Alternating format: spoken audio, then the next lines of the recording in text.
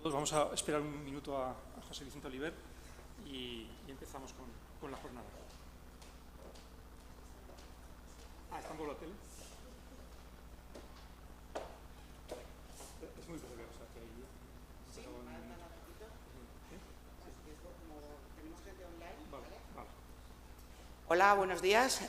Soy Marta Esteve. Pertenezco al grupo de investigación de TICs contra el cambio climático del Instituto Itaca de la Universidad Politécnica de Valencia.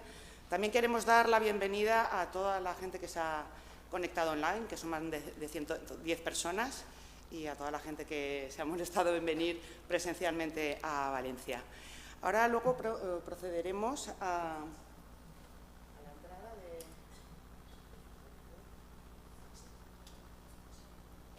Vale, está. Vamos a proceder a la bienvenida. Enseguida va a venir José Vicente Oliver, que es catedrático de Ingeniería Forestal, director del Grupo de Investigación TIC frente al Cambio Climático, de aquí de la Universidad Politécnica de Valencia. Y también tenemos el honor de contar en la bienvenida con Javier Urchoeguía, que es catedrático de Física Aplicada, de aquí de la Universidad Politécnica de Valencia, y también es el coordinador del Observatorio de Emisiones de Efecto Invernadero de la Universidad Politécnica de Valencia. Si quieres empezar mientras con unas palabras y así vamos en tiempo. Voy a ser muy breve.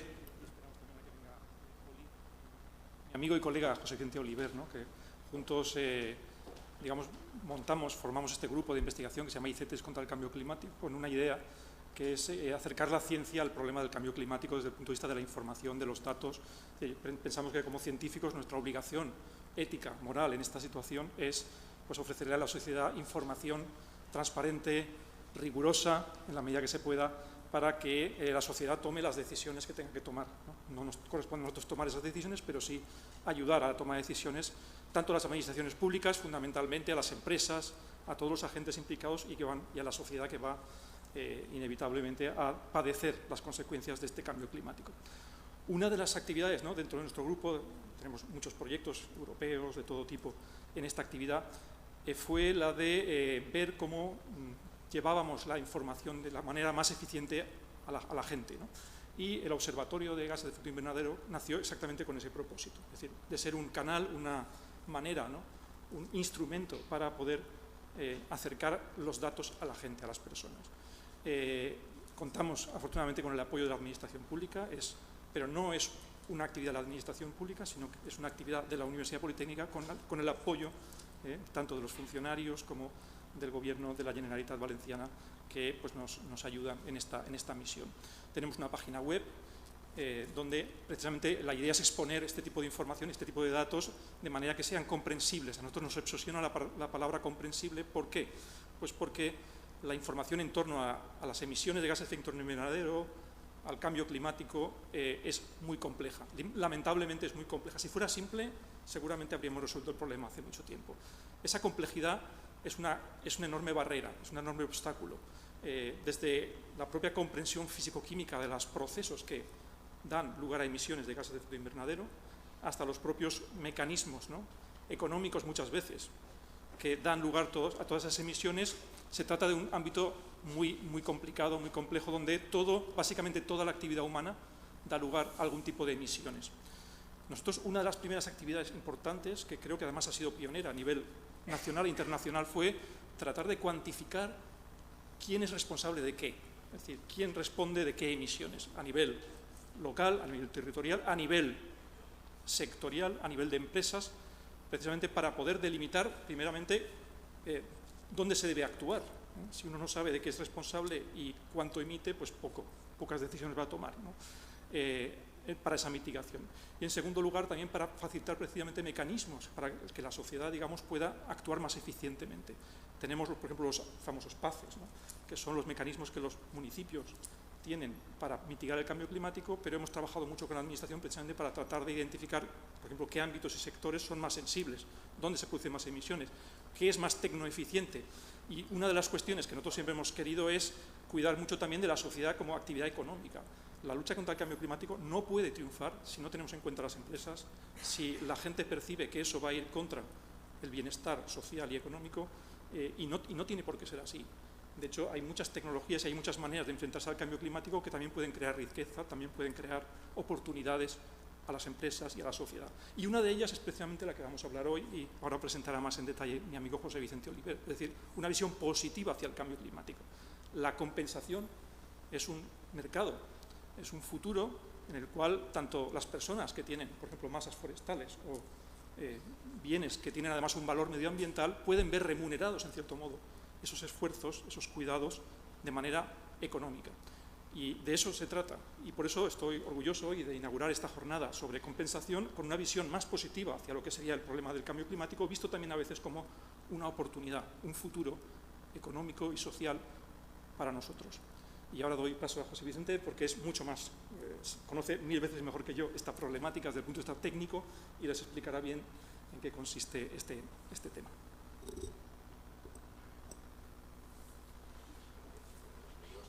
Gracias, Javier. Bueno, pues en primer lugar, bienvenidos todos y todas a la jornada de hoy sobre gestión forestal sostenible como base de los mercados de compensación de carbono. En primer lugar, saludaros en nombre del rector de la Universidad Politécnica de Valencia, José Esteban Capilla, y también la directora de la ETSIAM, de la Escuela Técnica Superior de Ingeniería Agroalimentaria y del Medio Natural, que es donde estamos, Constanza Michavila. La jornada, como veis, está organizada por el Grupo de Investigación de Tecnologías de la Información contra el Cambio Climático, que es un grupo de investigación multidisciplinar consolidado en esta universidad, que cuenta en la actualidad con 46 investigadores, dependiente de 5 escuelas y de 9 departamentos. Por lo tanto, está claro que somos un grupo muy multidisciplinar. Y la jornada de hoy se enmarca dentro de la actividad de 2 proyectos, ¿no?, que estamos llevando a cabo. Por una parte, como bien ha comentado mi compañero y amigo Javier, el Observatorio de Gases de Efecto Invernadero de la Comunidad Valenciana. Le agradecemos a la Consellería de Agricultura y Medio Ambiente bueno, el apoyo que nos ha dado también con este observatorio y el trabajo conjunto que se está realizando. Y por otra parte también un proyecto que es el Horizon Europe, un proyecto de investigación europeo recientemente aprobado, que se llama Informa, sobre gestión forestal sostenible para la adaptación y mitigación del cambio climático, que coordinamos desde la Universidad Politécnica de Valencia y es el mayor proyecto de investigación forestal que actualmente se desarrolla en Europa. Los objetivos que tenemos hoy en la jornada, esperemos que cumplamos bien con el calendario y con la agenda que tenéis todos y todas, es en primer lugar analizar y evaluar los instrumentos. Vamos a hablar de estándares y de mecanismos para el establecimiento de mercados de compensación de carbono, tanto a nivel europeo como nacional como regional. Y todo ello evaluando las oportunidades que se abren para la gestión forestal sostenible, tanto en adaptación como en mitigación al cambio climático, sobre todo en condiciones mediterráneas, que es donde más nos vamos a centrar. Vamos a contar con una primera presentación a cargo de Celia Yagüe en este sentido. Celia es directora técnica y científica del proyecto Informa y nos va a dar una charla que creo que va a ser muy interesante para centrar este tema. El segundo objetivo es cuantificar y evaluar las emisiones y todos los flujos de carbono que tenemos en la Comunidad Valenciana como base al establecimiento de un riguroso, ¿no?, mercado de compensación apoyado en lo que es la nueva ley de cambio climático de la Comunidad Valenciana que recientemente se ha aprobado. Esta charla también la va a realizar el doctor Edgar Lorenzo, que es director científico y técnico del Observatorio de Gases de Efecto Invernadero de la Comunidad Valenciana. En tercer lugar, y como tercer objetivo, trataremos en una primera mesa redonda, haremos una primera mesa redonda donde trataremos el enfoque de la oferta, es decir, cómo los propietarios forestales, tanto los propietarios públicos como los privados, pueden incrementar y mejorar lo que son las actividades de la gestión forestal al servicio de la compensación de carbono liberado por los sectores industriales y económicos responsables de las emisiones difusas e interesados también en compensar. Y esta mesa va a ser coordinada o moderada por nuestro compañero Eduardo Rojas Briales, que luego no ha venido todavía, pero luego se añadirá a la jornada. Y en último lugar tendremos una última mesa donde valoraremos o donde debatiremos sobre las oportunidades de compensación voluntaria de carbono de las empresas. Y tendremos diferentes agentes y representantes de empresas o del sector empresarial que nos van pues a comentar en qué momento estamos o en qué momento también están las empresas en cuanto a este enfoque de demanda. Para vuestra información, contamos aquí con 55 personas que estáis siguiendo esto de forma presencial. Tenemos más de 120 personas online que están conectadas y a los que saludamos desde aquí, que vienen de 10 comunidades autónomas diferentes. Por lo tanto, ha tenido bastante eco esta jornada y creo que sea bueno, pues positiva para todos y para todas. A modo de introducción, a mí me gustaría reflexionar al principio sobre la sensibilización que actualmente tenemos en la sociedad, también en la sociedad científica y en la administración pública y también en los entornos rurales, yo creo que de forma bastante definida, por la gestión forestal sostenible y por la gestión forestal activa. Fijaos, estamos en largos periodos de estrés hídrico que os voy a contar, ¿no?, sobre el tema de la sequía que estamos padeciendo, y todos lo achacamos a la emergencia climática, y es verdad. Estamos viendo que realmente los ciclos, ¿no?, de sequía pues se van alargando, estamos en actividades de estrés mucho más prolongadas e incluso en épocas del año donde realmente no las teníamos, ¿no?, y actualmente sí que las estamos teniendo.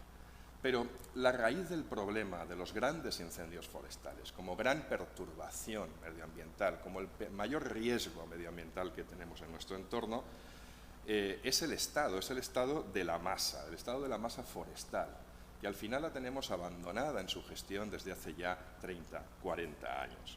Esa masa, bueno, pues en incendios forestales le damos el nombre de combustible. Al final es un combustible que quema en un proceso de combustión en un incendio. Y eso es lo que realmente debemos evitar.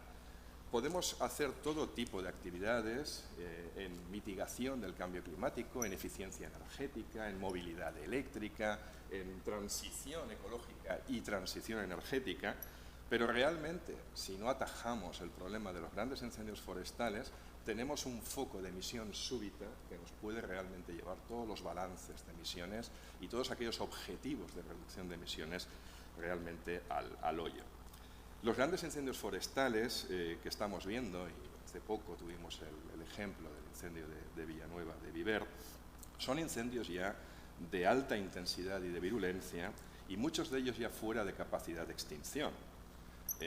A nivel técnico, en el incendio de Villanueva de Viver hemos documentado altura de llama de más de 20 metros, liberación de energía de unos 80.000 kilovatios por metro lineal de frente. Tened en cuenta que la seguridad de un bombero forestal está calculada en torno a unos 10.000 kilovatios, es decir, 8 veces más de lo que es la seguridad de la vida de un brigada o de un bombero forestal.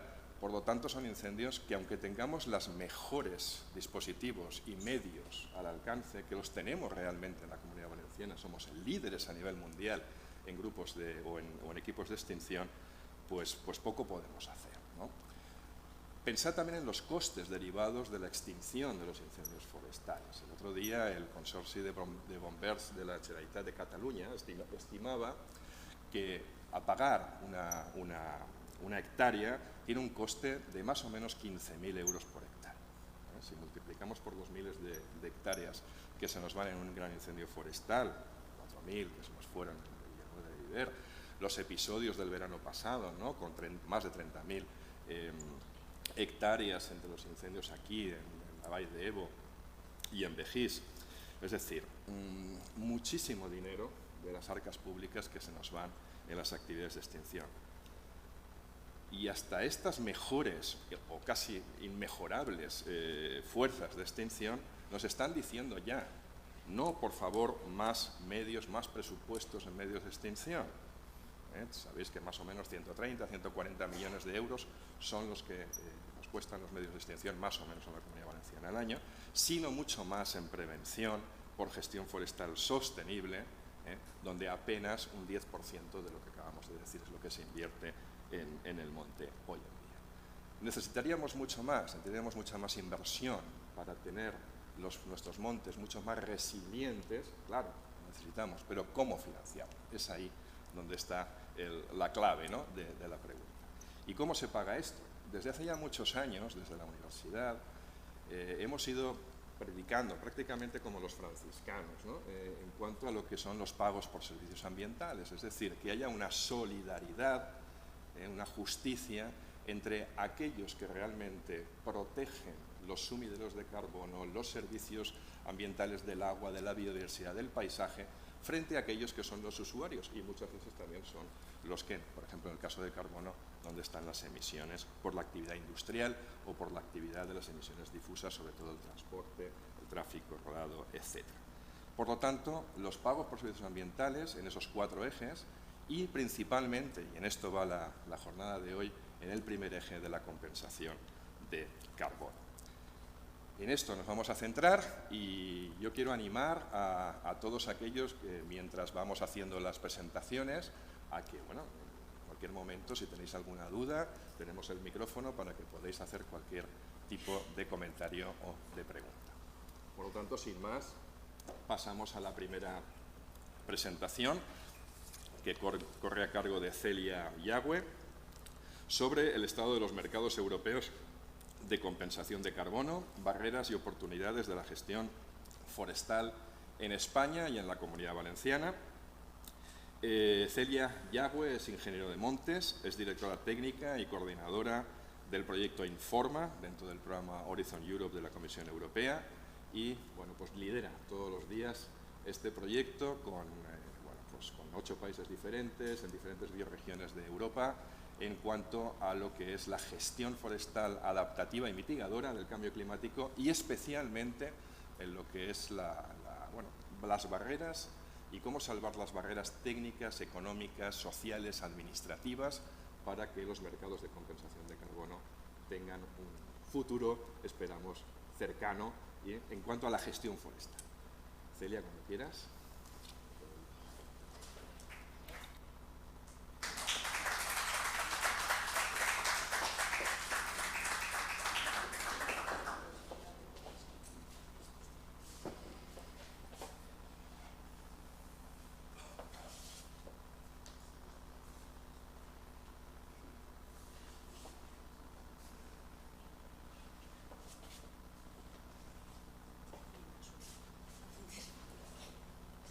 Quiero decir a la audiencia que al final de la intervención de cada uno de los ponentes habrá turno de preguntas para los que estáis aquí presencialmente, dado que técnicamente no ha podido ser viable recoger las preguntas de la gente que está en remoto. O sea que tendremos 5 minutillos para cualquier duda que tengáis. Gracias. Hola, ¿se me escucha bien? Sí, vale. A ver si me puedo poner esto. Vale. Bueno, pues en primer lugar, muchísimas gracias a todos por haber invertido vuestro tiempo en venir a esta jornada, bien sea de manera online o de manera presencial, que bueno, pues hemos organizado con mucho cariño y que esperamos que cumpla con vuestras expectativas. Como ha comentado José Vicente Oliver, yo voy a hablaros en primer lugar sobre el estado de los mercados europeos de compensación de carbono y en segundo lugar de las barreras y oportunidades de la gestión forestal sostenible en España. Y para ello, pues bueno, he estructurado mi presentación de la siguiente manera. En primer lugar, hablaremos un poco de cuál es la situación actual a nivel forestal en la Comunidad Valenciana y qué retos se derivan de dicha situación, así como cuáles son los problemas de financiación que tenemos. En segundo lugar, introduciré un poco el concepto de lo que son los servicios ambientales y qué papel juegan en la gestión forestal sostenible de nuestros montes. En tercer lugar, nos vamos a centrar un poco en qué es la compensación de carbono, que seguramente todos ya sabréis lo que es, pero nunca está de más comentarlo, y entraremos un poco en lo que son los mercados voluntarios de compensación de carbono, para continuar explicando un poco su funcionamiento y cuáles son los principios indispensables, así como cuáles son los principales estándares de certificación que existen. Y también hablaremos un poco de los mercados voluntarios como una oportunidad para implementar actuaciones de gestión forestal sostenible que no se llevan, por desgracia, muchas veces a cabo en la actualidad. A continuación, haremos un pequeño state of the art de lo que son los mercados voluntarios de compensación de carbono, empezando a nivel macro, es decir, a nivel internacional y europeo, y llegando hasta España. Y finalmente, os hablaré un poco de cómo vamos a contribuir desde el proyecto Horizon Europe Informa que estamos coordinando en la actualidad. Bueno, pues hablando un poco de cuál es la situación que tenemos actualmente en la Comunidad Valenciana, hemos identificado una serie de retos. El primer problema que detectamos es la desvertebración del territorio y la despoblación. Este proceso de despoblación empezó ya en la década de los años 60, con el éxodo de la población desde las zonas rurales hasta los núcleos urbanos.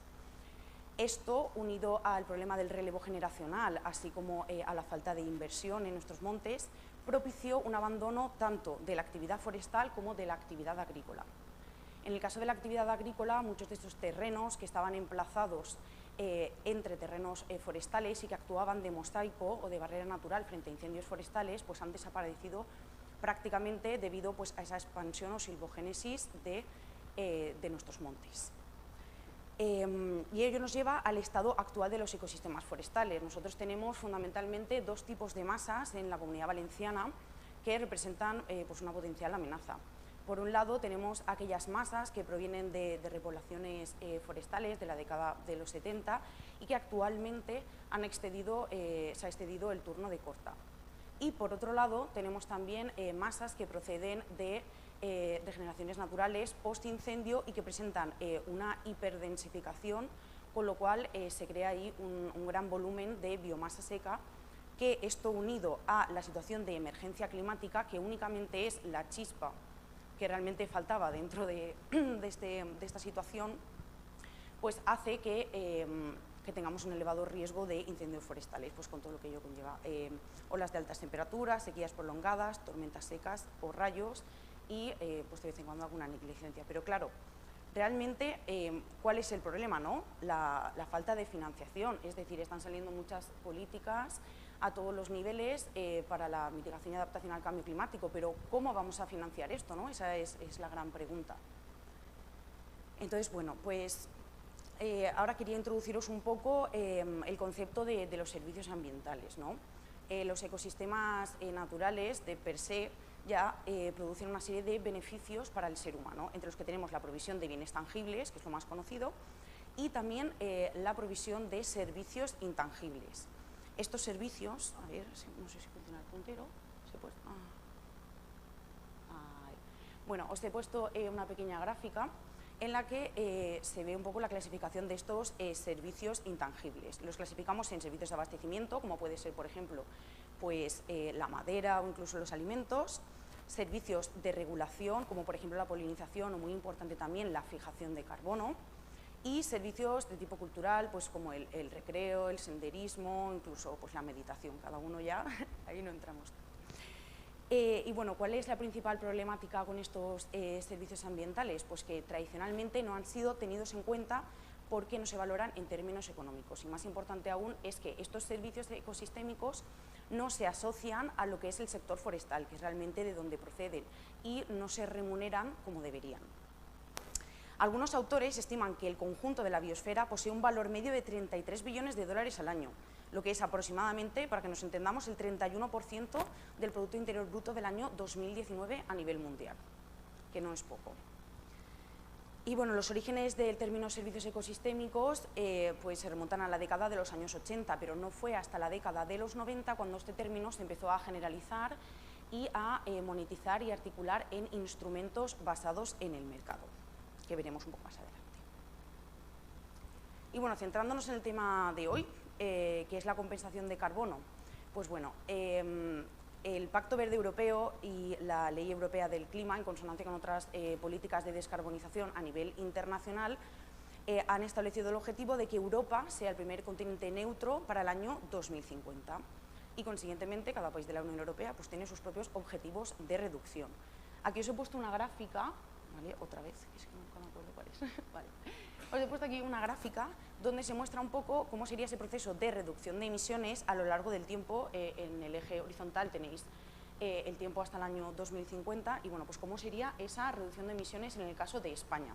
Tenemos dos objetivos, uno en el año 2030, que implica una reducción del 23% de esas emisiones con respecto a 1990, y después en el año 2050, que prevemos reducir aproximadamente el 90% de las emisiones.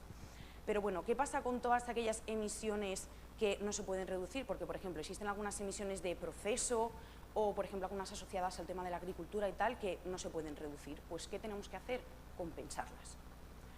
Entonces, la compensación, pues tradicionalmente se ha ido asociando pues, a algunas empresas que tenían así un carácter pues, más internacional, grandes empresas, ¿no? Que tradicionalmente sí que han estado compensando sus emisiones, pero lo que estamos viendo es que a día de hoy está habiendo un gran interés, tanto por parte del sector privado como por parte del sector público, en compensar estas emisiones.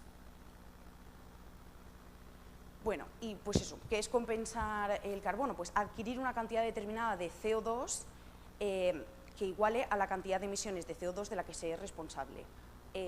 Esto habitualmente se mide en créditos o bonos de carbono que representan 1 tonelada de CO2 equivalente, es decir, de una cantidad determinada de gases de efecto invernadero, ¿vale?, que se pone en referencia al dióxido de carbono.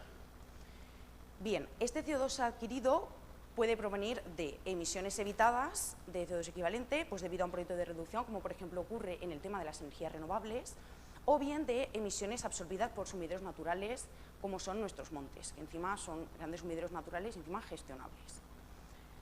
Con respecto a la procedencia de los proyectos, pues puede ser tanto nacional como internacional, aunque todas las políticas europeas abogan cada día más por la compensación a nivel local como parte de la economía circular. Como os he comentado anteriormente, los servicios ambientales se empezaron a monetizar y a articular en instrumentos basados en el mercado. Pues bien, aquí tenemos, os he puesto una tablita, ¿vale?, en la que tenemos varios tipos, bueno, los más comunes de instrumentos basados en los mercados. Pues tenemos estándares, ecoetiquetado, ecotasas, hay distintos tipos. Y dentro de ellos hay unos que se llaman pagos por servicios ambientales, que están basados en el precio. Y dentro de estos pagos por servicios ambientales tenemos los mercados de compensación de carbono, que bien pueden ser de tipo voluntario o bien de tipo obligatorio. En este caso nos vamos a centrar en los voluntarios, y luego estos mercados voluntarios no tienen por qué ser solo de carbono, también pueden ser de biodiversidad o de agua. No obstante, hoy nos vamos a centrar en el tema del carbono porque es el mercado más desarrollado y para el cual existen muchas más metodologías de cuantificación.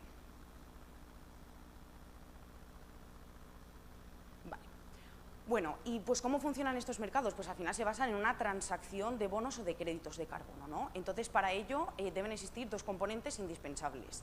El primero de ellos es la demanda de bonos, es decir, si no existe una demanda, al final, y realmente es una parte en la que tenemos que incidir bastante porque realmente es la más deficitaria de todas, ¿no? Una demanda de bonos que, por ejemplo, en este caso hemos puesto un mapa de la Comunidad Valenciana donde podemos ver cuáles son las zonas en las que mayores emisiones se producen, que siempre coinciden con los grandes núcleos urbanos y que están localizados en la zona de la costa. Por otra parte, tenemos lo que sería la oferta de bonos, que son todas aquellas zonas del interior, todas aquellas zonas rurales que poseen superficie forestal, que muchas veces a las cuales no les llegan los recursos y bueno, pues esa sería la parte de la oferta. Y cuando se produce ese intercambio entre la demanda y la oferta, pues llegamos a la compensación. FRIP en el año 2014 determinó que para que algo sea considerado un pago por servicio ambiental deben existir una serie de principios indispensables y nosotros hemos añadido uno que consideramos que es de vital importancia. En primer lugar, pues que sea voluntario, esto lo tenemos todos claro. Después, el beneficiario paga, es decir, los pagos los realizarán los beneficiarios del servicio. Para ello es muy importante que haya una demanda en cuestión y además que la provisión o el servicio que se pretenda proveer sea financieramente valioso para los compradores potenciales. En segundo lugar, que se realice un pago directo entre el comprador y el proveedor. No obstante, en la práctica esto se suele realizar vía intermediario o agente de bolsa. Adicionalidad, esto es un principio muy importante. La adicionalidad implica que realmente solo se va a pagar por aquello que se genere, por aquellas toneladas de CO2 que se generen por encima del escenario base. Es decir, por ejemplo, si nosotros tenemos un proyecto de gestión de nuestro monte y estamos realizando una serie de actividades, no vamos a poder realmente compensar esas actividades porque ya se estaban llevando a cabo. Es decir, nosotros tendríamos que realizar una serie de actuaciones adicionales que serían las que sí que podríamos valorizar dentro de estos mercados.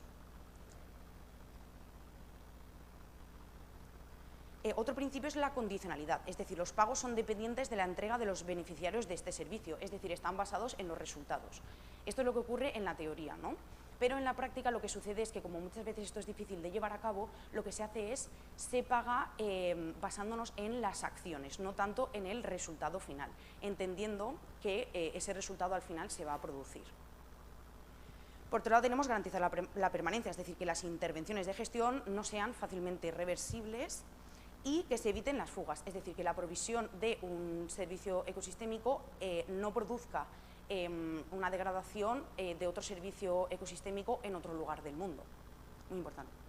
Y finalmente, el principio que hemos añadido nosotros y que nos parece imprescindible es, al final, que esto nos lleve a una transición justa medioambiental y territorialmente, así como socioeconómicamente, porque como hemos visto existe una gran desvertebración del territorio y una descompensación entre las zonas donde se encuentran los sumideros y las zonas donde se encuentran las emisiones, ¿no? Bueno, y ahora os voy a hablar un poquito de lo que son los estándares de certificación. Un estándar de certificación al final es una norma que lo que te determina es cómo se van a cuantificar esas toneladas de CO2 absorbidas, y que al final lo que hace es certificar que eso sea así. Entonces, hablando de mecanismos y estándares, tenemos distintos niveles. A nivel internacional tenemos MDP, tenemos BERRA, Gold Standard. A nivel europeo tenemos Woodland Carbon Code, Huella de Carbono en España, Label Bas Carbon en Francia y el proyecto Life Climate. En Norteamérica tenemos la Climate Action Reserve, American Carbon Registry y el Air Resources Board. Y en Australia tenemos el Emissions Reduction Fund. Con respecto a la zona geográfica a la que aplican, pues la mayoría de estos métodos son válidos solo en el territorio de la norma. No obstante, a nivel internacional, los estándares internacionales, perdón, son válidos de acuerdo a cada tipo de bosque que tengamos. Bueno, pues nosotros hemos hecho una revisión de lo que son las metodologías existentes dentro de cada uno de los estándares y hemos analizado alrededor de 77 metodologías forestales, ¿vale? 50 de las cuales están activas. De esas, alrededor de unas 20 son sobre forestación o reforestación, y las más importantes y donde vamos a poner el foco, que son las metodologías sobre gestión forestal sostenible, que hemos identificado unas 15. Con respecto a los estándares que más proyectos forestales tienen, son el Air Resources Board, es que ahora mismo no me acuerdo los nombres, Emission Reduction Fund y Woodland Carbon Code, ¿vale? Que tienen más de 400 proyectos. Y van seguidos por el Label Bas Carbon, el de Francia, el Climate, no me acuerdo cómo eran las siglas, y BERRA, con más de 200 proyectos. Y luego hemos identificado también 13 metodologías que no tienen, o sea, para las cuales no se ha implementado aún ningún tipo de proyecto. Bueno, como os comentaba, centrándonos en aquellas metodologías que van orientadas a la gestión forestal sostenible, lo que en inglés se llama Improved Forest Management, hemos identificado una serie de prácticas que sí que serían elegibles, ¿vale? Que las tenéis ahí en la lista. Y nosotros hemos identificado, además, aquellas que representan una oportunidad para los ecosistemas mediterráneos, porque nosotros ya tenemos que ir un poco más allá de lo que son plantaciones y reforestaciones y tenemos que empezar a invertir en gestión forestal sostenible. Entonces, por ejemplo, pues hemos identificado una práctica que sería el aumento del crecimiento forestal mediante el clareo de árboles enfermos y suprimidos y la selección de los mejores genotipos. Otro, por ejemplo, gestión de especies de matorral competidoras y especies forestales poco longevas y vegetación alóctona. Otro muy importante, que es la reducción del combustible en los ecosistemas propensos a los incendios para disminuir su vulnerabilidad.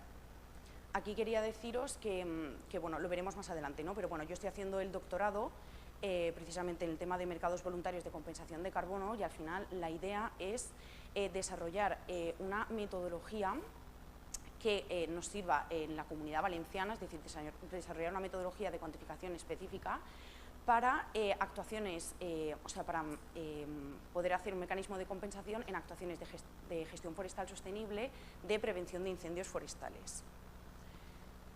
Por ejemplo, otro tipo de actuación que tenemos son las repoblaciones post-incendio, el tratamiento y control de plagas, la reducción de la vulnerabilidad de los árboles a los efectos del cambio climático, aumentando su resiliencia. Este va en pro de la adaptación, que también es muy importante y no debemos olvidarla dentro de estos mercados. La gestión del tiempo y la extensión, valga la redundancia, de la ganadería extensiva, la conversión de monte bajo en monte alto. Y luego, a nivel de planificación, pues mejor planificación y ejecución técnica de los aprovechamientos y mejora del sistema de arrastre y de las vías de saca en monte. ¿Vale? Para todo esto existen metodologías, pero la cuestión es que estas metodologías son bastante concretas y adaptadas a las zonas para las cuales se han diseñado. Por eso, hay la importancia de diseñar una metodología que sea concreta para nuestra zona. Bueno, a nivel de legislación es que no me voy a enrollar porque esto lo sabéis todo, ¿vale? A escala internacional tenemos la Convención Marco de las Naciones Unidas de 1992 y el Protocolo de Kioto, que entró en vigor en el año 2005, cuyo principal objetivo es definir las bases para la limitación y reducción de emisiones netas de gases de efecto invernadero para los principales países desarrollados y economías en transición. A escala europea tenemos el sistema EU ETS, ¿vale?, que es el que regula las emisiones de los principales emisores directos. Y una cosa muy importante que ha salido ahora, derivada del Pacto Verde Europeo y de la Ley Europea del Clima, es una propuesta legislativa de reglamento para lo que es un marco de certificación para toda la Unión Europea, ¿vale?, para la eliminación de carbono, es decir, para certificar las emisiones absorbidas, ¿no? Esto es muy importante al final, que tengamos una norma común, porque facilita mucho las cosas. Ya se presentó a la Comisión Europea en noviembre del 22 y actualmente está en fase de revisión. Y deciros que también desde el proyecto Informa esperamos contribuir a esta propuesta legislativa y que uno de nuestros socios forma parte de esos grupos de discusión en los que se está debatiendo esta propuesta. Vale, ahora centrándonos a nivel internacional y europeo, ¿vale?, los principales mercados. Antes hemos estado hablando de estándares y de mecanismos y ahora de mercados y mecanismos, ¿vale? A escala internacional, los principales mercados que tenemos son el California Cap and Trade en California, el Woodland Carbon Code en Reino Unido y el New Zealand Emissions Trading System. He obtenido unos datos del año 2021, los más recientes que he podido obtener, y son que a escala internacional el mercado, bueno, los proyectos son de mayor tamaño y tienen un precio más elevado. Ya os digo, datos del año 2021, 3,5 € la tonelada de CO2 equivalente. Suelen tener una gobernanza de tipo privada y ya se han transaccionado 362 millones de créditos hasta el año 2021. Estas características que os he dicho son a nivel general en los mercados voluntarios de compensación de carbono, pero ahora os he añadido una tablita centrándonos en todos los proyectos relacionados con el sector forestal y del uso de la tierra. Entonces, aquí podemos ver la evolución del año 2019 al año 2021, porque creo que era bastante representativo, y podemos observar cómo el mercado está en expansión. No obstante, por ejemplo, en el año 2020, debido a la pandemia del COVID, sí que quizás sufrió una ralentización de esa expansión o de ese crecimiento, como podemos ver. Pero en el año 2021, el volumen de millones de toneladas de CO2 equivalente que se han transaccionado son 115. Y el precio por tonelada son 4,73 $. No se va mucho de euros, será un poquito menos. Y luego, a escala europea, los principales mercados que tenemos son el Bologna Carbon Market, el Green Deal, que está en Holanda, Life Forest CO2, que este mercado procede de un proyecto LIFE, que comparten varios países, y registro huella de carbono en España. En el 2021 se han transaccionado 0,8 millones de toneladas de CO2, han surgido 5 nuevos esquemas de compensación desde el año 2019, mayoritariamente se compensa en proyectos de uso de la tierra y tienen un menor tamaño y menor precio, ¿vale?, unos 2,7 € la tonelada de CO2, y son de gobernanza pública. Y ahora ya centrándonos un poco en España, a nivel legislativo, pues bueno, tenemos la Ley 1 del 2005 que afecta a 1.100 instalaciones del sector industrial y de generación eléctrica, es decir, el 45% del total de las emisiones, pero que esto lo que regula son solo los sectores directos. Luego tenemos también una declaración del Gobierno ante la emergencia climática y ambiental y una ley que fue aprobada en el año 2021 sobre cambio climático y transición energética. Y luego, con respecto a la reducción de emisiones que hablábamos antes, en aquella gráfica tenemos la estrategia de bajas emisiones a largo plazo para el año 2050 y luego también un plan integrado que va del año 2021 al 2030. Y luego, no solo hablamos de reducción, sino que también hablamos de adaptación, por lo que tenemos el Plan Nacional de Adaptación al Cambio Climático para el mismo periodo, y luego pues hay otro tipo de estrategias que entran de manera transversal también en esta cuestión. A nivel comunitario, no voy a entrar en detalle porque mi compañero Edgar os lo explicará en la siguiente presentación, pero bueno, se ha aprobado muy recientemente la Ley Valenciana de Cambio Climático y la Transición Ecológica de la Comunidad Valenciana. Solo para que tengáis unos datos, se estima que aproximadamente en la Comunidad Valenciana se producen 35,5 millones de toneladas de CO2 al año, el 25% de las cuales procede de los sectores directos, pero el 75%, atención, procede de los sectores difusos y ahí donde nosotros tenemos que entrar en juego, ¿no? Creando pues algún tipo de mecanismo de compensación para todas esas emisiones, que esperamos que al final a raíz de la ley pues se cree este mecanismo y en el que esperamos colaborar también. Y bueno, pues el principal mercado, principal y único que tenemos a nivel nacional es Registro Huella de Carbono. Fue creado por el Real Decreto del 2014, es de carácter voluntario.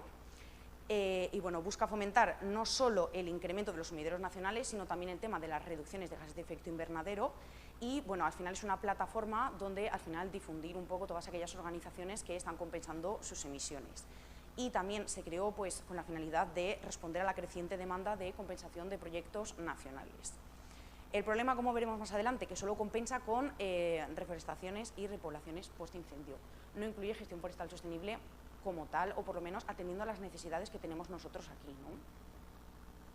Bueno, pues este registro, el funcionamiento se estructura en 3 secciones, ¿no? Tenemos una primera sección A, que representaría la demanda, que es la sección de huellas de carbono y planes de reducción, ¿vale? Donde las empresas no solo tienen que calcular la huella de carbono, sino que es muy importante que hagan planes de reducción. Entonces, existen una serie de sellos, el sello de calculo la huella de carbono y el de reduzco, pero esos sellos no es tan fácil obtenerlos porque tú tienes que realizar esos planes de reducción y de cálculo durante una serie de años y encima se basan en la media y al final que cumplas un poco los objetivos que tú has establecido en el plan, ¿no? O sea que eso está muy bien. Luego tenemos la sección B, que sería la parte de la oferta, que serían todos aquellos proyectos de absorción, toda la parte forestal, y una sección C, donde una vez que se ponen en contacto las empresas que calculan la huella y que reducen y aquellos propietarios forestales, pues si llegan a un acuerdo se produce la compensación. Aquí os he puesto 2 gráficas también del año 2021, porque es el último informe que he publicado, donde podéis ver que es que la mayor parte de las inscripciones que llegan al registro forman parte de esa sección A de cálculo y de reduzco, ¿no? Entonces ahí tenemos aún mucho por hacer. Luego, en términos totales, pues en la sección A tenemos unas 5.000 aproximadamente inscripciones realizadas, en la sección B no llega a 200 y en la sección C, pues por el estilo. Ay, 5 minutos. Vale. Venga, me encanta, es que me enrollo como las persianas. Vale, entonces la sección A, que es de huella de carbono y reducción de emisiones, simplemente se calcula la huella de carbono de las organizaciones, no por ejemplo de personas individuales. Se calculan, es obligatorio calcular las emisiones directas e indirectas derivadas de la electricidad y también de los consumos de combustibles, es decir, el alcance 1 y 2, obligatorio. Y luego el alcance 3 se calcula en algunas ocasiones y luego el tema de la verificación habitualmente no suele ser necesario, solo para pequeñas y medianas empresas y en ese caso de que se calcule el alcance 3. Y para ello también el Ministerio proporciona una herramienta de cálculo que es de uso voluntario. Bueno, no sé qué decir, vale. De las cifras del 2021 ya tenemos aproximadamente unas 2.000 organizaciones, el 68% de las cuales son pymes, que ya forman parte de este registro, ¿vale? El sector más abundante es la industria manufacturera, no, perdón, eso no era. Y la comunidad autónoma que más inscripciones tiene es Madrid, seguida por la Comunidad Valenciana. La sección B la va a explicar mi compañero Edgar en la siguiente presentación y como vamos un poco mal de tiempo, pues no voy a entrar, pero bueno, es todo el tema del ámbito agroforestal. Hay distintos tipos de proyectos, pero fundamentalmente son repoblaciones. Existen una serie de requisitos mínimos y también se proporcionan unas herramientas y metodologías de estimación de CO2 ex ante, es decir, antes de que se implemente ese proyecto, y luego deben contar también con un plan de gestión y se deben hacer inventarios, seguimiento cada 5 años. ¿Vale? Aproximadamente el 65% de estos proyectos son en terreno privado y el 35% en terreno público, importante. Y el 67% corresponde a plantaciones y el 31% a repoblaciones post-incendio. Y bueno, la sección C de compensación, al final, registro huella de carbono lo único que hace es proporcionar una plataforma y facilitar el acuerdo entre las partes, pero al final no interviene más en el acuerdo, ¿vale? Las condiciones las determinan oferta y demanda, ¿vale? Y bueno, también existe una bolsa de garantía, por ejemplo, en caso de perturbaciones, porque al final tú cuando haces, por ejemplo, cálculo ex ante, tú prevés que vas a fijar tantas toneladas de CO2, pero luego, por ejemplo, puede llegar una perturbación, como en este caso un incendio forestal, en el que todo ese carbono que habías previsto se libera a la atmósfera y entonces para ello existe esa bolsa de garantía. y en cifras del 2021 ya se han compensado unas 12.500 toneladas de CO2. Es decir, se han multiplicado por 7 las cifras del año 2020. Y bueno, hablando un poco ya finalmente de los retos y las oportunidades, pues bueno, Registro de Huella de Carbono, en plan el Ministerio y la Oficina Española de Cambio Climático han estado trabajando en mejorar una serie de aspectos, entre ellos pues la aclaración de criterios y de requisitos, la incorporación de otros depósitos de carbono, como por ejemplo son los suelos, que habitualmente en muchos casos no suelen tener en cuenta y que también son un gran almacén de carbono. La inclusión de otros criterios ambientales y adaptativos, orientaciones sobre seguimiento y cálculo ex post. También están analizando la inclusión de nuevas tipologías de proyectos, entre ellos la gestión forestal, muy importante. Y bueno, pues eso, nosotros al final lo que queremos destacar es esa necesidad, ¿no?, de incluir una tipología C de proyectos de absorción basados en la gestión forestal sostenible de los montes mediterráneos. Y bueno, ya para finalizar, quería hablaros un poquito pues eso, del proyecto Informa, que es un proyecto Horizon Europe, financiado con 5,3 millones de euros de duración de 4 años, en el que formamos parte pues, 14 socios de 8 países. En el proyecto Informa se han seleccionado 5 zonas de estudio que pertenecen a las 5 bioregiones, o sea, regiones biogeográficas, perdón, más representativas de toda Europa, que ellas cubren el 96% del territorio de la Unión Europea y el 94% de sus bosques. Tenemos en Austria, en la bioregión alpina, en Bélgica la bioregión atlántica, en Finlandia la boreal, en Rumanía la continental y en España tenemos la bioregión mediterránea. El objetivo general de este proyecto es mejorar y compartir los conocimientos científicos más recientes sobre la gestión forestal sostenible multifuncional bajo el cambio climático. Y los objetivos específicos corresponden con cada uno de los paquetes de trabajo en los que se divide el proyecto. Tenemos 7 paquetes de trabajo, 3 de ellos son transversales. Un primer paquete de trabajo que es de información y transferencia de conocimientos entre la ciencia y la práctica, pero no solo transferir el conocimiento científico de la ciencia a la práctica, sino también involucrar un poco a todos esos actores interesados dentro del proyecto, ¿no?, y que nos aporten también su punto de vista, sus perspectivas o sus necesidades. El Workpack 6 de comunicación, difusión y explotación de los resultados y el Workpack 7 de gestión del proyecto. Y luego lo que son los grupos de trabajo específicos, ¿vale?, que serían más técnicos, que tenemos el 2, que es de funcionamiento de los bosques gestionados frente a los no gestionados, es decir, sacar una serie de indicadores que al final lo que justifiquen es la necesidad de gestionar los montes. El grupo de trabajo 3, que habla un poco de los patrones socioinstitucionales de todas aquellas estrategias de adaptación y mitigación al cambio climático. El grupo de trabajo 4, que habla de modelización y simulación de alternativas de gestión forestal sostenible en distintos escenarios de cambio climático y para cada una de las bioregiones, es decir, adaptados a nivel regional. Y el grupo de trabajo 5, que habla sobre las mejoras en la certificación del carbono, que es de lo que os venía a hablar ahora, ¿no?, y que viene a colación de la presentación. ¿Qué es lo que vamos a hacer dentro de ese paquete de trabajo número 5? ¿no? Pues, en primer lugar, lo que vamos a hacer es identificar las mejoras necesarias en la certificación de carbono forestal. Es decir, se va a hacer un análisis bibliográfico de, por ejemplo, mejoras científicas o conceptuales, como por ejemplo la integración del efecto albedo, que no se suele tener en cuenta, avances tecnológicos, como por ejemplo la introducción de la tecnología LIDAR, o el desarrollo de herramientas, como por ejemplo pues, aplicaciones que faciliten el almacenamiento de los datos. Una vez identificadas esas mejoras necesarias, se van a seleccionar entre 3 y 5 soluciones y lo que se va a hacer es evaluar las consecuencias económicas, pero poniendo el foco en el equilibrio entre lo que es el coste y la precisión. Y para ello se han seleccionado ya previamente una aplicación que se llama Arboreal App y también un espectrómetro infrarrojo para evaluar el carbono en suelo, que sea manual, de mano, ¿no? Para facilitar un poco esa toma de datos. En tercer lugar, se va a evaluar el atractivo de los marcos de certificación para los desarrolladores y los compradores de proyectos, es decir, analizar todo lo que es la parte de la demanda, que es muy importante. Realizaremos workshops y tal, en el que esperamos que vosotros participéis también y nos deis vuestra opinión. Y finalmente, lo que vamos a obtener de todo ello son unas recomendaciones integrales sobre la certificación de carbono forestal, incluyendo las implicaciones técnicas, económicas y prácticas. Y al final, estas recomendaciones son las que nosotros pretendemos proporcionar a esta propuesta de reglamento que habíamos comentado, que está saliendo ahora a nivel europeo, sobre establecer un marco de certificación de absorciones a nivel europeo. Bueno, os he puesto algo de literatura, yo que sé, por si os aburrís en algún momento. Y bueno, pues muchas gracias por vuestra atención.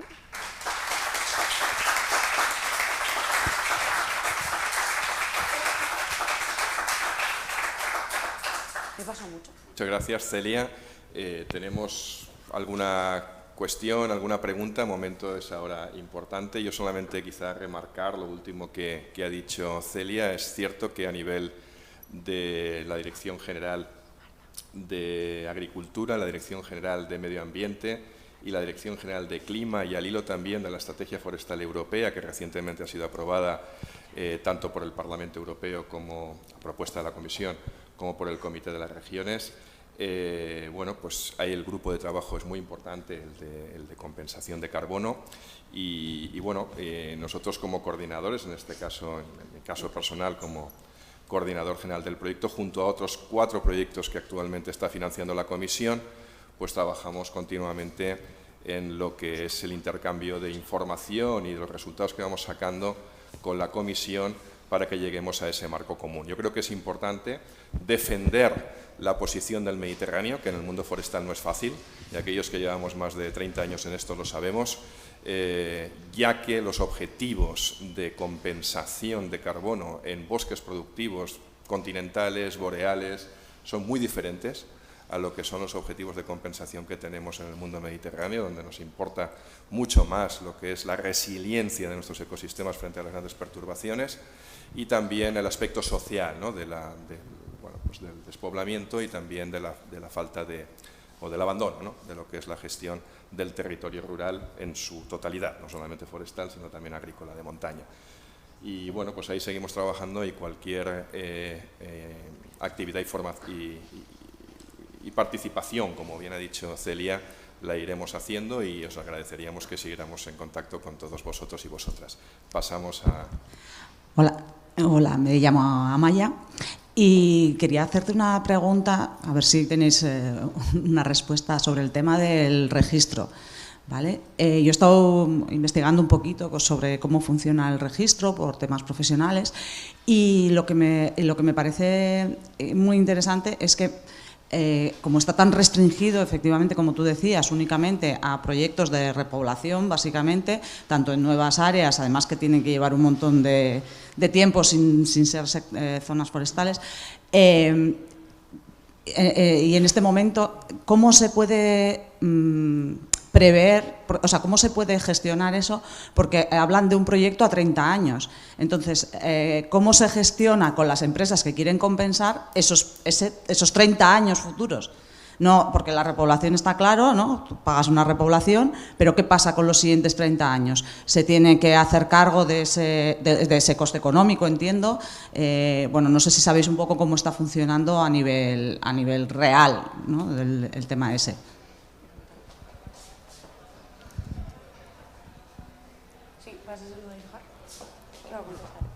No sé si por vuestra parte queréis contestar, que es... Bueno, es que antes lo hemos estado hablando y justamente le he hecho una pregunta muy similar en la que he dejado. Sí. Hola, buenos días. Desde la Dirección General de Cambio Climático, enhorabuena por la presentación, ¿vale?, del resumen que has hecho del mercado de carbono. Este es el quid de la cuestión. Efectivamente, durante esos 30 años hay un almacenamiento permanente de carbono, y cómo podemos equiparar la gestión forestal sostenible en este marco. O sea, cómo podemos, con metodologías de cálculo aceptadas para la región mediterránea, más específicamente para la Comunidad Valenciana, cómo evaluamos esa cuantificación que nos permita permita a los emisores tener también esa seguridad, y sobre todo a día de hoy consideramos que no puede ser una gestión que se quede solo en 3-5 años, sino que tiene que ser durante todo el periodo de esa permanencia de carbono.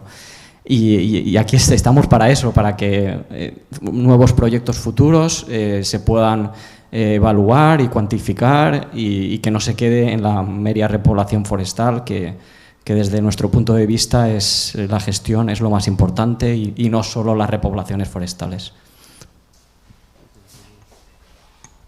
Sí, tal vez por añadir, porque creo que además no sé si lo ha contestado parcialmente. Creo que tú preguntabas más a los actuales proyectos, ¿no?, que hay para compensar. Vale. Actualmente lo que se hace, como ha explicado Celia, es hacer un cálculo antes, una previsión en base a tu plan de ordenación, que tu plan de ordenación ya tiene que contemplar esos 30 años que tú te estás comprometiendo a seguir fijando carbono, y a ti lo que hacen es hacerte un adelanto de esa fijación que tú puedes meter en el mercado. Luego, cada 5 años se va comprobando que eso se está cumpliendo, y si efectivamente se está cumpliendo o estás por encima de esa fijación prevista, pues se te liberan una cantidad de bonos de carbono extra. Además, en caso de que, claro, hay variables que tú no puedes controlar, ¿no? Entonces, en caso de que tú estés cumpliendo con todo lo que tu plan ha establecido y aún así tengas una pérdida, para eso está la bolsa que ha comentado Celia, que es de las toneladas que te dan, un 10% van destinados a esa bolsa, tuyas y de cualquier otro tipo de proyecto. Mi pregunta clave es: ¿quién se hace económicamente responsable del futuro, de esos 30 años del proyecto futuro? ¿Post 30 años o durante esos 30 años? El gestor es lo que ha vendido. O sea, esos bonos son consecuencia de la gestión durante esos 30 años. O sea, es el activo que ha vendido realmente. O sea, en el proyecto te tienen que pagar, el que quiere compensar, te tiene que pagar por adelantado los 30 años. No se paga todo, es un porcentaje, si no me equivoco. Creo que es un 20% del cálculo, y luego cada 5 años se va comprobando y se va ajustando. Muy bien, gracias Edgar, Celia, por las aclaraciones. Rodrigo, ¿tienes una pregunta? Pasas, Marta. Celia, soy Rodrigo de la Cámara de Valencia. Una pregunta muy cortita, solo aclaratoria. La Comunidad Valenciana produce 35.5 millones de toneladas de dióxido de carbono al año, ¿sí? Tú comentabas que el 25% son sectores directos y el 75% sectores difusos. Cuando tú dices 75% de sectores difusos, ¿podrías aclarar un poco más a qué te refieres con sectores difusos para...? Quizá eso vamos a verlo en la siguiente presentación. Vale. Yo creo que así no le chafamos la presentación a Edgar, y creo que va a quedar claramente respondida tu respuesta, porque yo sí que he visto la presentación antes. Muy bien, Rodrigo.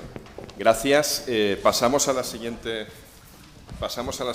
presentación, sin más dilación, que versa sobre la mitigación y compensación y el mapa actual de emisiones de gases de efecto invernadero en la Comunidad Valenciana, ahora sí, y bueno, y la presentación también de las actividades que en este sentido está haciendo el Observatorio de Gases de Efecto Invernadero de la Comunidad Valenciana, que se desarrolla aquí en la Universidad Politécnica, bajo el amparo, el auspicio y la colaboración de la Dirección General de Cambio Climático de la Consellería de Agricultura, Medio Ambiente y Transición Ecológica, y ya no me acuerdo de más cosas, lo siento. La presentación corre a cargo de Edgar Lorenzo, ya lo habéis oído en un momento. Edgar Lorenzo es ingeniero forestal, es máster en ingeniero de montes, es máster en energías renovables y es doctor ingeniero de montes, con una tesis defendida sobre sistemas de gobernanza climática. Edgar es coordinador técnico del Observatorio y científico del Observatorio de Emisiones de Gases de Efecto Invernadero aquí en la Universidad Politécnica de Valencia, y bueno, pues un activo desde hace ya algunos años en todos los proyectos de investigación relacionados con lo que es la cuantificación rigurosa de las emisiones y los flujos también de carbono. Edgar, cuando quieras, es tu turno. ¿Se me escucha bien?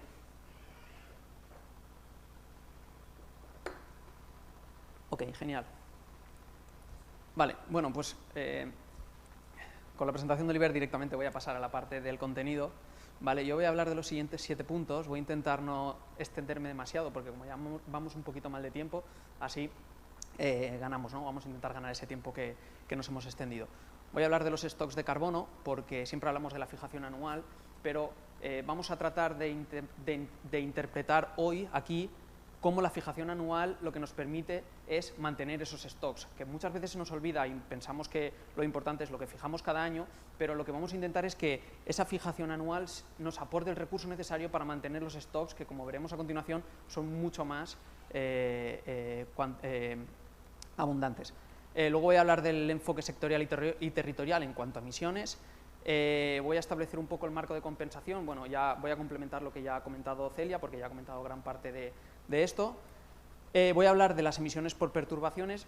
Más que hablar sobre ellas, voy a contextualizarlas, ¿vale? ¿Por qué las consideramos de tal importancia? Voy a hablar de la gestión forestal como una posible herramienta necesaria en el contexto mediterráneo para la compensación de emisiones y una serie de conclusiones que voy a tratar de esbozar desde un punto de vista esquemático en cuanto a posibles oportunidades que vamos a encontrar dentro de toda la problemática que voy a ir explicando poco a poco, ¿vale?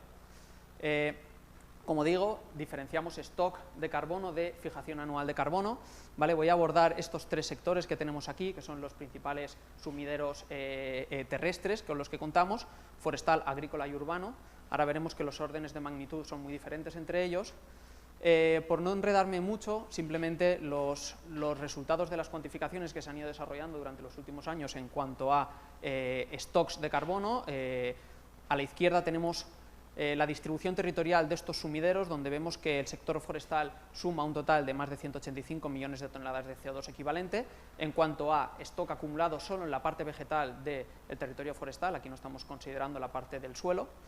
En cuanto a agrícola, también tenemos la distribución, donde vemos que a diferencia de la zona forestal, que está más concentrada en la parte interior, en prácticamente toda la Comunidad Valenciana, aquí lo tenemos un poco más distribuido, de una forma ligeramente más homogénea, pero sí concentrada en la parte central y la parte más costera, y suman un total de poco más de 50 millones de toneladas de CO2 equivalente.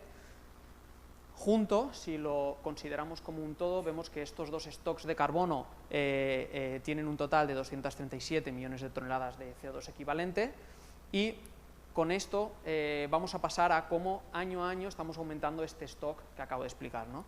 En cuanto al sector forestal, sin considerar los sumideros dinámicos, es decir, esa cantidad de carbono que nos llevamos del monte año a año para fabricar muebles o cualquier otro tipo de producto derivado de la madera, que lo que hace es alargar ese sumidero de carbono durante los años que ese producto se está utilizando, estamos hablando de en torno a 7 millones de toneladas equivalentes al año. En términos agrícolas, sin contar las emisiones de riego y otro tipo de tratamientos culturales, como puede ser la poda, la maquinaria, etcétera, estamos hablando de 10 millones de toneladas equivalentes al año. Y si nos fijamos en las zonas verdes, ¿no?, en esos parques y jardines urbanos, estamos hablando de en torno a 0,03 millones de toneladas al año, ¿no? Vemos que los órdenes de magnitud pues ya nos dicen que como única finalidad fijar carbono para luchar contra el cambio climático en parques y jardines urbanos no es la solución. Sí que es cierto que tiene muchos otros beneficios, ¿no?, pero en este caso vamos a dejarlo fuera de esta presentación, ¿vale? Nuevamente juntamos la fijación forestal y la fijación agrícola y vemos que tiene la siguiente distribución en la Comunidad Valenciana, donde juntos ascienden a 17,8 millones de toneladas de CO2 equivalente al año. Y vamos a pasar ahora a la otra parte, ¿vale? Ya hemos visto cómo esa localización de la fijación está en función de qué sector en una zona o en otra, y ahora vamos a analizar un poco lo que ha comentado Celia, ¿no? Esa lógica del mercado que lo que nos va a dar es una oportunidad de vertebrar territorialmente la Comunidad Valenciana. Aquí lo que podemos ver son las emisiones de las ETS, es decir, el mercado directo y regulado de carbono a nivel europeo, a nivel internacional. Vemos que solo 11 municipios recogen en torno a 140 instalaciones, vemos que están concentradas en la parte de Castellón. Vamos a ver ahora la distribución en cuanto a sectorial, ¿no? Tenemos la generación eléctrica, la cerámica y el clínker como los principales sectores emisivos de estas emisiones directas, como he mencionado. Estas emisiones no son susceptibles de entrar en el mercado voluntario de carbono, puesto que ya tienen su mercado regulado y obligatorio de compensación de emisiones. Y si analizamos un poco la tendencia de los últimos años, en esta columna, vemos aquí que tenemos la cantidad de toneladas emitidas, ¿vale? Este mercado funciona de la siguiente manera. Europa, cuando establece este mercado, cuantifica el total de las emisiones que están emitiendo estas instalaciones y fija un objetivo final al cual quiere llegar, ¿no? Reducción de un X% al final del año X, ¿vale? Pues con esto lo que hace es repartir una serie de asignaciones gratuitas que calcula en base a las tecnologías más eficientes que están utilizando estas industrias. Cogen el 10% más eficiente y le dice cuánto te cuesta a ti producir una unidad de tu producto.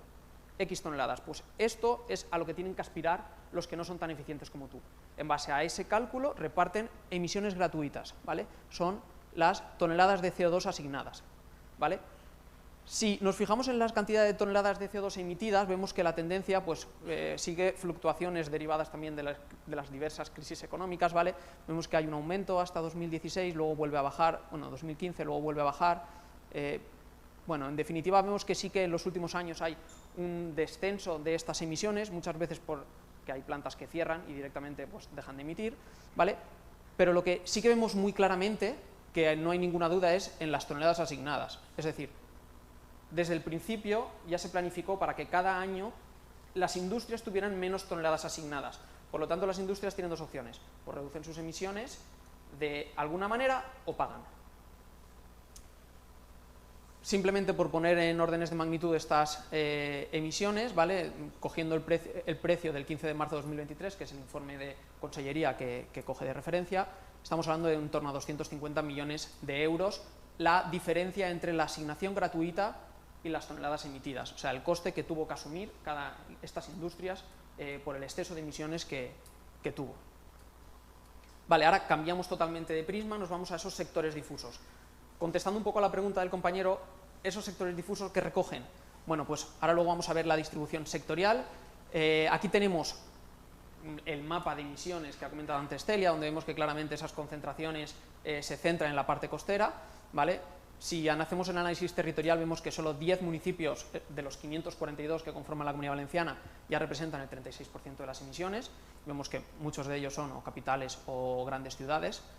Y si vemos el análisis sectorial de esos sectores difusos, vemos que en primer lugar tenemos los automóviles privados, es decir, los coches que todos usamos día a día. Luego tenemos el sector residencial en cuanto a quema de combustible.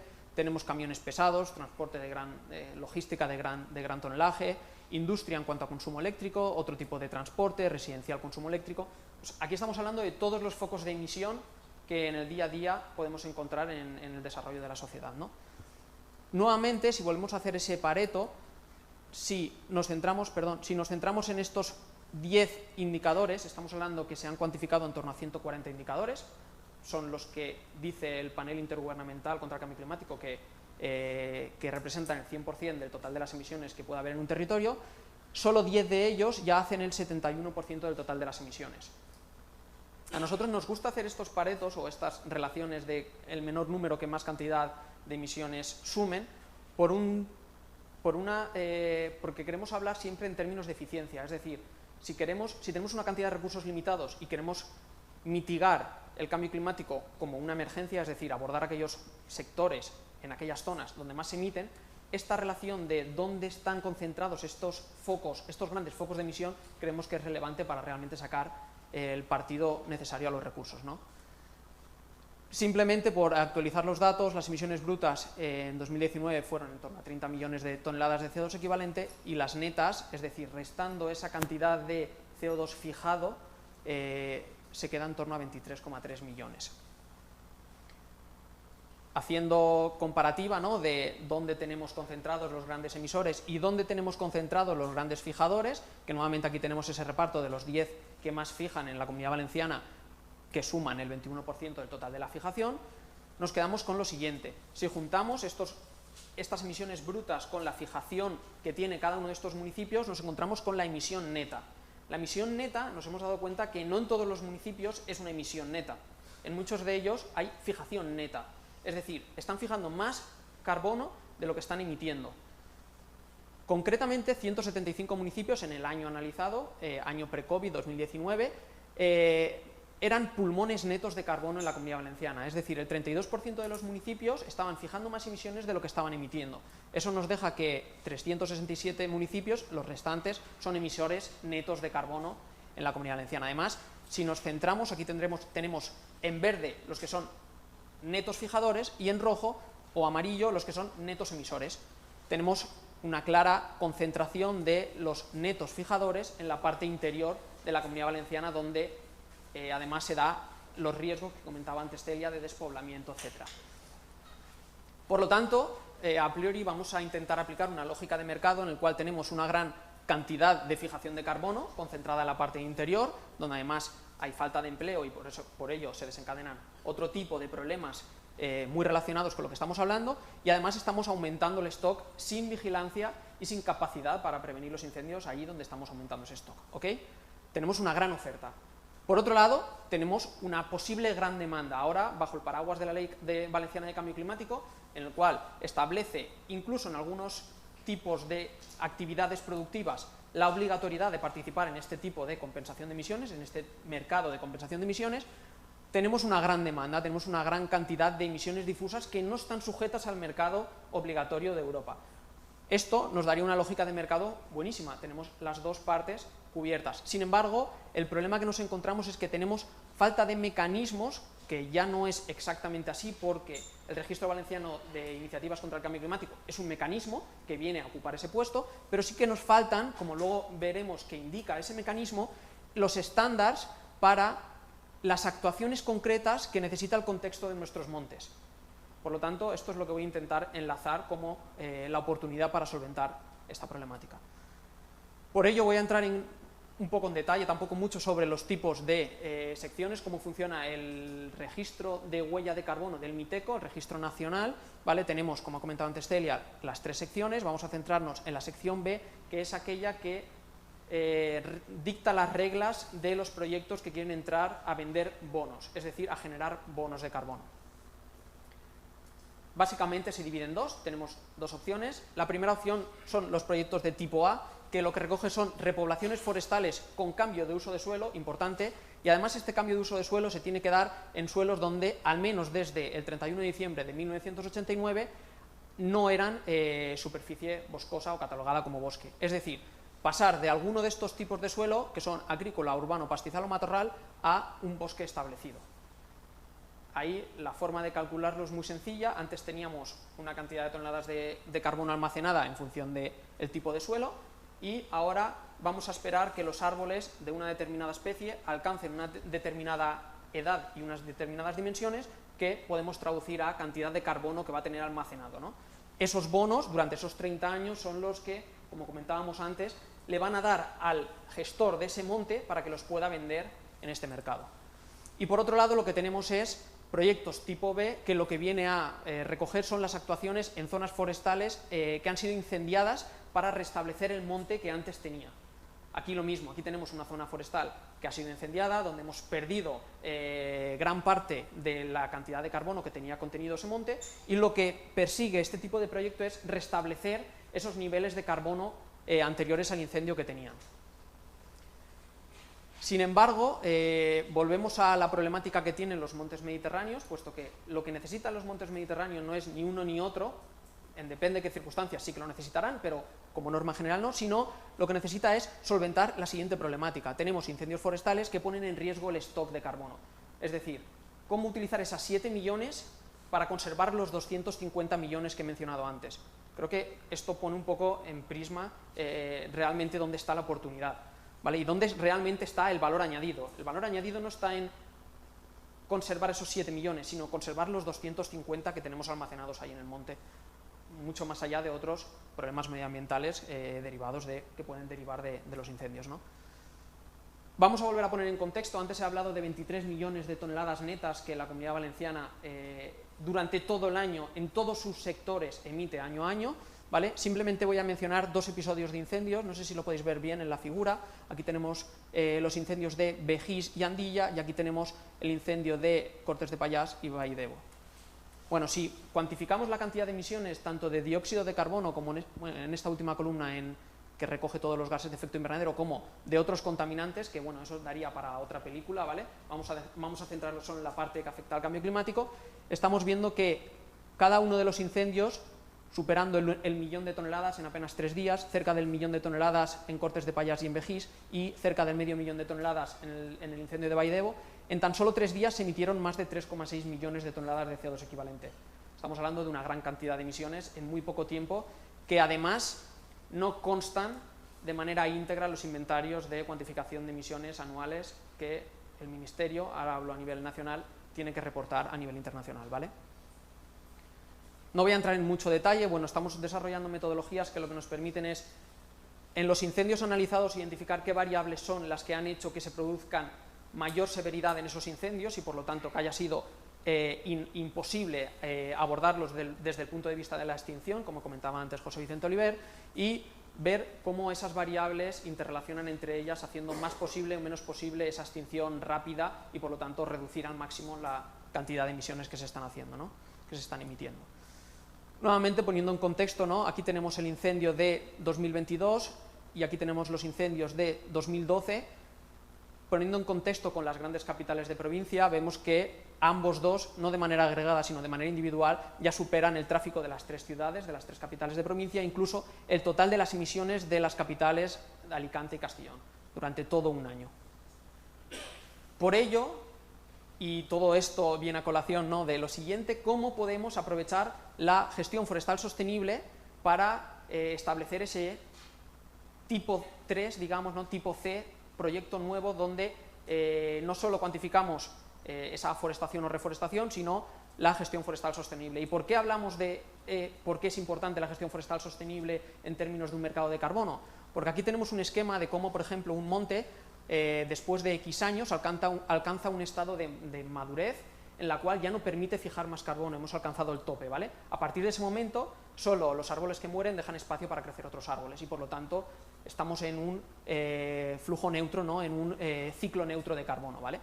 Si nosotros sobre estas masas a partir de X años empezamos a hacer ciertas medidas silvícolas, además enfocadas a la prevención, es decir, aumentando la resiliencia del monte que dejamos, aumentando esa capacidad de adaptación, dejando los árboles que fenotípicamente están fuertes, están con mejor capacidad de aguantar los cambios derivados del cambio climático, lo que vemos es que después de esa actuación, que tenemos una pérdida de carbono, no es pérdida, es que nos la llevamos y la transformamos a otro producto, como pueden ser los muebles o cualquier otro tipo de material derivado de la madera. En pocos años vuelve este monte a fijar el carbono que nos hemos llevado para producir estos productos, ¿no? Por lo tanto, voy a enfocar los beneficios, los voy a nombrar, tienen muchos otros beneficios, ¿vale?, simplemente por dar algunas pinceladas sobre ello y no extenderme demasiado.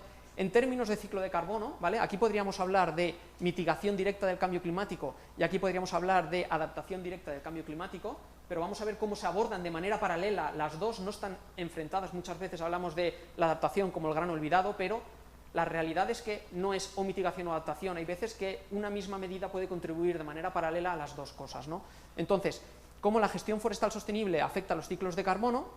Como digo, estamos hablando de un ciclo neutro de carbono porque lo que nos llevamos va a volver a crecer a los pocos años y además no es un ciclo neutro sino positivo si además consideramos la cantidad de carbono que en los sumideros dinámicos, como digo, se va a almacenar durante toda su vida útil del producto, ¿vale?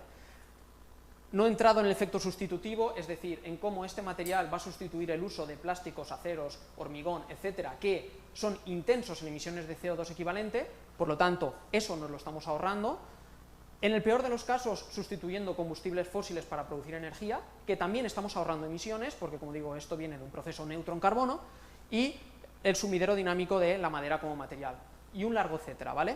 Y por la parte de adaptación, como la gestión forestal sostenible fomenta la prevención y la reducción del riesgo e intensidad de los incendios, es decir, no solo reduce el riesgo de incendio, sino que en caso de haber un incendio, la cantidad de emisiones que vamos a tener van a ser menores, porque además la intensidad va a ser menor y la capacidad de extinción va a hacer más eficiente ese proceso de atacar el incendio, ¿vale? No solo estamos hablando de reducir la carga de biomasa, siempre hablamos de que la madera en el monte es un combustible y está esperando que llegue el incendio, sino que estamos hablando de muchas otras variables, solo voy a mencionar la continuidad vertical y horizontal, que si bien no va a afectar a que se genere el incendio, va a fomentar mucho una propagación rápida y por lo tanto la incapacidad de extinguir ese incendio en un tiempo considerable. Entonces, estamos hablando de más cantidad de emisiones, ¿vale? Estamos retroalimentando este círculo vicioso. Y, como digo, haciendo esa gestión forestal sostenible, lo que hacemos es hacer a la masa más resiliente, es decir, hacer que el cambio climático, las condiciones cambiantes del cambio climático, que aquí, como vemos, son mayores sequías, mayores olas de calor, etcétera, lo sufran en menor medida nuestras masas forestales o tengan una capacidad mayor de sufrir menos esas consecuencias. Con esto voy a pasar al sexto punto, ¿no?, en cómo hasta ahora estábamos pensando, bueno, el registro establece ese paraguas de mercado de compensación de emisiones, pero la gestión forestal queda totalmente fuera. Prueba de ello es que prácticamente no habían proyectos de generaciones de absorción en la Comunidad Valenciana en ese registro nacional, pero donde aparece el Registro Valenciano de Iniciativas contra el Cambio Climático, que abre esa ventana y que genera esa posibilidad de introducir esta gestión forestal sostenible cuando tengamos las metodologías testadas y con suficiente rigurosidad desarrolladas, ¿no? Entonces, me voy directamente al artículo 10, la sección B, donde habla de los proyectos de absorción de CO2, recoge, y lo he subrayado en amarillo, que además de las actividades que he comentado que ya recoge el Ministerio, también recogerá las actividades relacionadas con el uso de tierra, silvicultura o relacionadas con el carbono azul, u otros proyectos de absorción de CO2 que supongan un aumento en el carbono almacenado, no en monte, también en sumideros dinámicos, desde el momento en que se disponga de las metodologías de cálculo reconocidas para la cuantificación de dichas absorciones. Es decir, aquí se abre esa ventana, esa posibilidad, ¿vale? Y además he añadido otro artículo que me ha parecido también muy interesante porque es muy valiente y es difícil intentar encuadrarlo, ¿vale? Pero que creo que es digno de que lo pongamos también aquí como algo relevante que se ha introducido, y son esas acciones de adaptación al cambio climático, donde no sabemos cómo interactuará en ese mercado, ¿vale? Pero sí que vemos que las áreas en las que se establecen las posibles acciones son las que define el artículo 12.2 de la Ley de Cambio Climático, que si hacemos un zoom en esas posibles acciones, no están todas, ¿vale? He recogido solo unas cuantas, vemos que tenemos directamente el sector forestal, la caza y la pesca, pero también otras actividades derivadas de esa gestión forestal sostenible, que hoy no he entrado en detalle, pero que son resultados positivos de esa gestión forestal sostenible, como puede ser la reducción del riesgo de desastres, como digo, esos incendios forestales, la biodiversidad, áreas protegidas y cualquier otro servicio ecosistémico, como ha comentado antes Celia. Pero voy a hacer, ya para acabar, voy a hacer zoom en esta frase, ¿no? Desde el momento en que dispongamos de las metodologías de cálculo necesarias, ¿vale? Y voy a dar unas breves pinceladas de dos proyectos. El primero de ellos, Interreg Sudo-R+, gran parte de los que hay presentes o han trabajado en ello o lo conocéis, por lo tanto no me voy a enrollar mucho, pero simplemente decir que en este proyecto una de las muchas cosas que se desarrolló, que acabó a principios de este año, es un modelo de cuantificación del riesgo de emitir emisiones de gases de efecto invernadero por incendios forestales, ¿vale? Voy a poner algunos ejemplos, no voy a entrar en mucho detalle porque es un paper en abierto, la metodología está publicada, se puede acceder de manera abierta porque es de libre acceso y por lo tanto cualquiera lo puede consultar, ¿vale? Pero sí que voy a poner algunos ejemplos sobre algunos de los incendios que se han producido en los últimos años, ¿no? Estos dos episodios de incendio 2012-2020, ¿vale? Aquí tenemos el modelo aplicado a una zona, ¿vale? Aquí tenemos el incendio de Andilla, donde tenemos el modelo aplicado antes del incendio, ¿vale? Vamos a hacer zoom en esta zona. Esto es una ortofoto 2010, el incendio fue en 2012, por lo tanto estamos hablando de una ortofoto preincendio, ¿vale? Esto es la ortofoto post-incendio, vemos claramente la diferencia, ¿vale? Pero vamos a ver cómo afectó al modelo, ¿vale?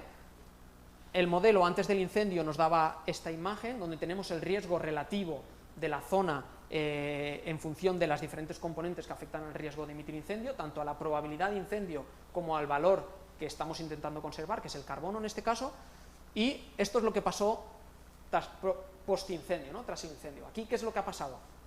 Directamente el combustible ha desaparecido, se ha quemado.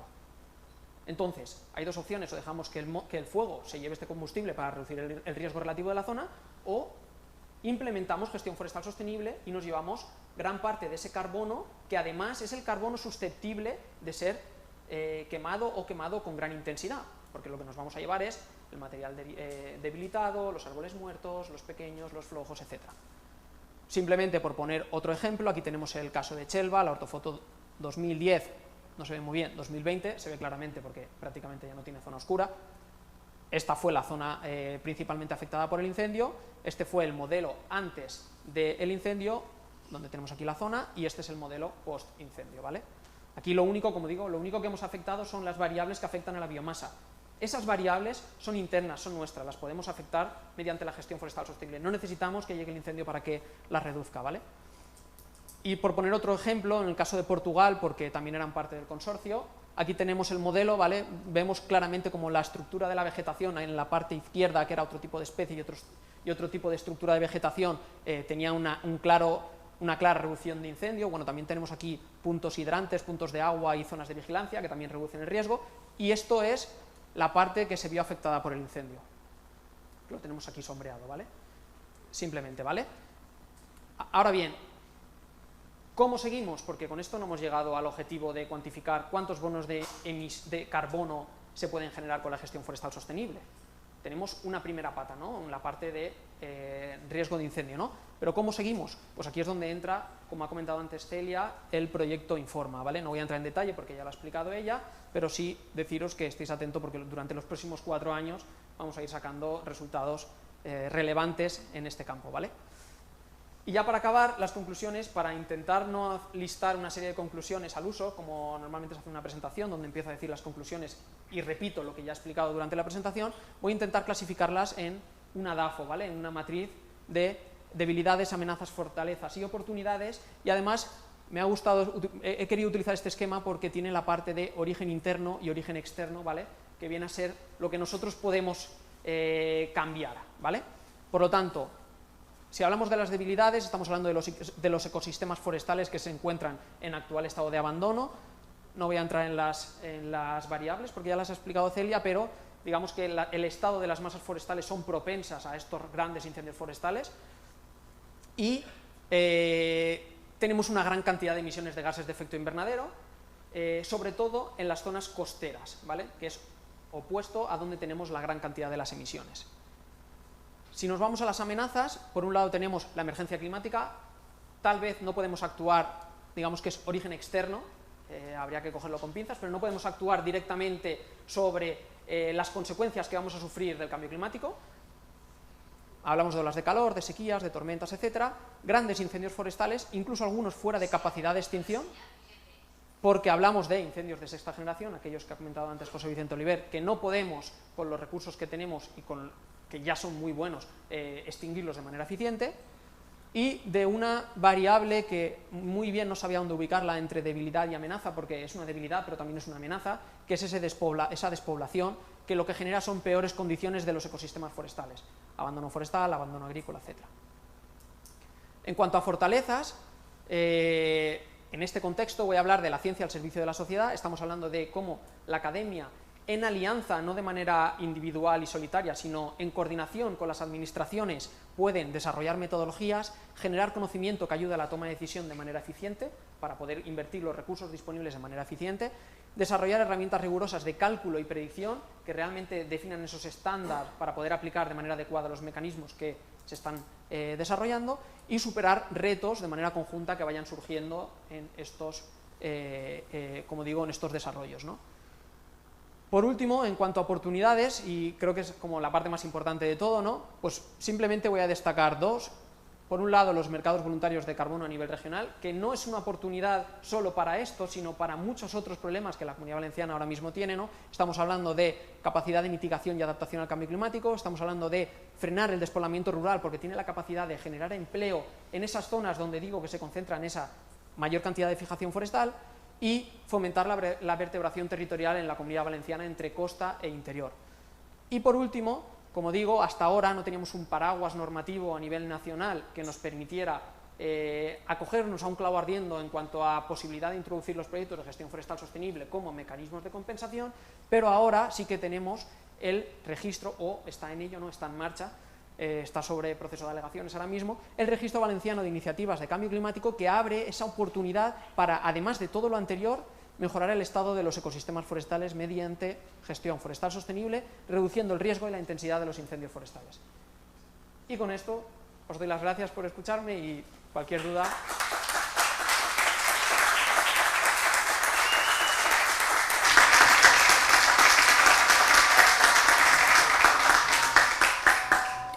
Muchas gracias, Edgar, como siempre, súper didáctico, muy claro, al grano, y poniendo los puntos sobre las IES, sobre lo que son, pues eso, las fortalezas y las oportunidades, ¿no? Más que las debilidades y las amenazas, que yo creo que hemos hablado ya mucho tiempo de ello.